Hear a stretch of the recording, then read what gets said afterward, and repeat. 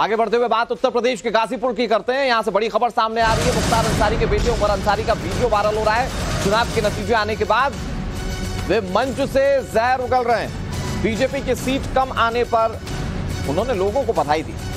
मुल्क में जहर घोलने वालों को करारा जवाब दिया गया। ये उमर अंसारी के शब्द हैं। वो कह रहे हैं कि आने वाले दिनों में जरूर शिकस्त मिलेगी बीजेपी को। उमर अंसारी मंच से ये तमाम बातें कह रहे थे। उन्होंने कहा कि लूली लंगड़ी सरकार ज्यादा दिन तक नहीं चलने वाली। उमर अंसारी की ओर से ये तमाम बातें कही गई। इस मुल्क की फिजा में जहर घोलने वालों को करारा जवाब आपने दिया है। इसके लिए एक बार जोरदार ताली आप लोग अपने लिए बजाएं।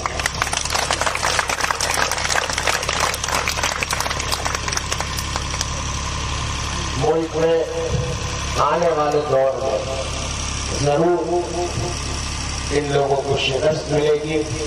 अगर किसी वजह से आज नहीं भी मिल पाई तो आने वाले वक्त में ये लूली लंगड़ी सरकार ज्यादा दिन चलेगी नहीं।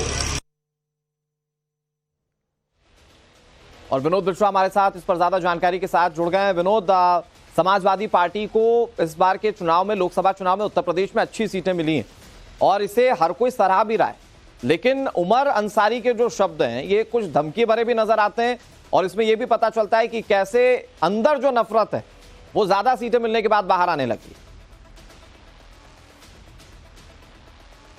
हाँ बिल्कुल, दूसरी वाली बात जो आपने कही वो ज्यादा सटीक बैठती है। ये जो अंदर जहर है, जो अंदर एक सोच है जो जहन में, वो सामने आ रहा है। कैसे वो लोग, और ये सिर्फ उमर अंसारी नहीं, विपक्ष के तमाम जो नेता हैं उत्तर प्रदेश में खास तौर की बात करें तो जिस तरीके से समाजवादी पार्टी की सीटें बढ़ी हैं उससे वो बहुत ज्यादा उत्साहित हैं और शायद इसीलिए उनके मन में जो गुबार है, जो एक तरह से दर्द है, वो भी सामने निकल के आ रहा है। उनको लगता है कि इतनी सीटें आने के बाद भी हम सरकार नहीं बना पाए, तो इसीलिए शायद वो ये बार बार कह रहे हैं कि जो सरकार है ये चलेगी नहीं। हमने देखा जैसे नतीजे आने लगे थे उसके बाद से ही ये कहा जाने लगा था कि सरकार इंडिया बनाए, गठबंधन बनाएगा।